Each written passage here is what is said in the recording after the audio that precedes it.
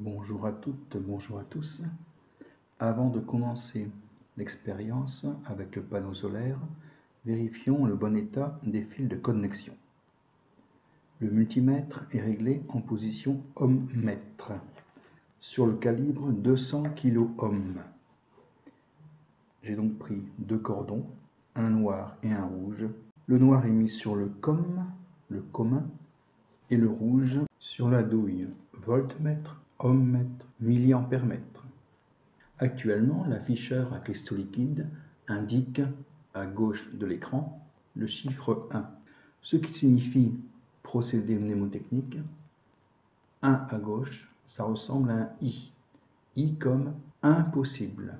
Le mot impossible commence à gauche avec la lettre I.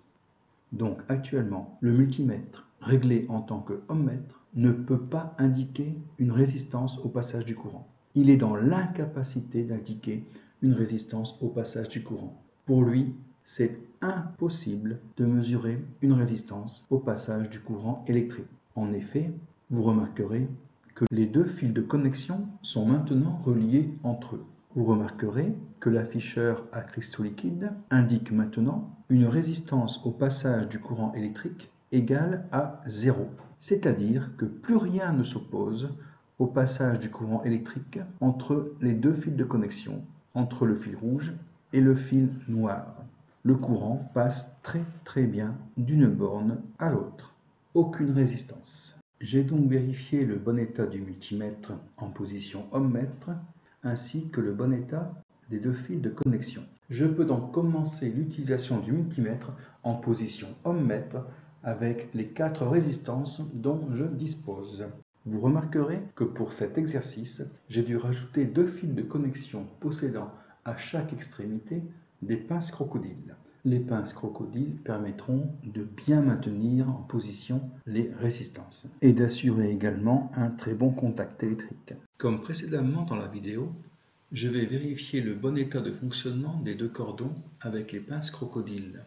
En effet, lorsque je les mettrai en contact, je devrais constater qu'il y a 0 résistance au passage du courant électrique.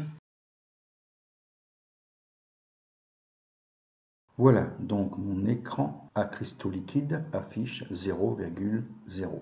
Aucune résistance entre la borne rouge du multimètre et la borne noire du multimètre. Et pourtant, il y a un bon chemin de câble entre les deux bornes. Je sépare les pinces crocodiles. De nouveau, impossible de mesurer la résistance. Je mets la résistance numéro 1. Quelques instants pour que le multimètre se stabilise. Et voilà, 99,7 kOhm. Le calibre est bien sûr 200 kOhm. Toujours prévoir un calibre supérieur à ce que nous lisons, afin de protéger le multimètre, afin de protéger le fusible qui se trouve à l'intérieur du multimètre. Je sépare les pinces crocodiles, de nouveau impossible. Je mets la résistance numéro 2. Toujours calibre, regardez bien, 200 kOhm. Voilà. Cette fois-ci, la lecture est de 6,7 kOhm. Impossible de mesurer la résistance au passage du courant électrique. Troisième résistance.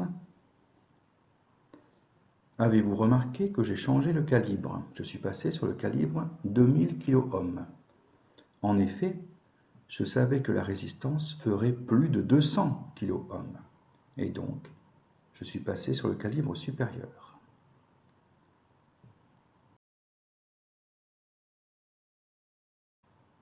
Dernière résistance, toujours calibre 2000 kOhm. Ah, là regardez, je peux descendre d'un calibre. Ce n'est pas dangereux de descendre d'un calibre en cours d'utilisation. Par contre, si je devais monter d'un calibre, c'est plus embêtant. Je débranche, je retire la résistance et maintenant je peux arrêter le multimètre. Toujours arrêter le multimètre lorsqu'il est débranché. Même si je n'ai pas retiré tous les fils de connexion, le circuit électrique est coupé. Donc, plus rien ne peut passer dans les fils de connexion.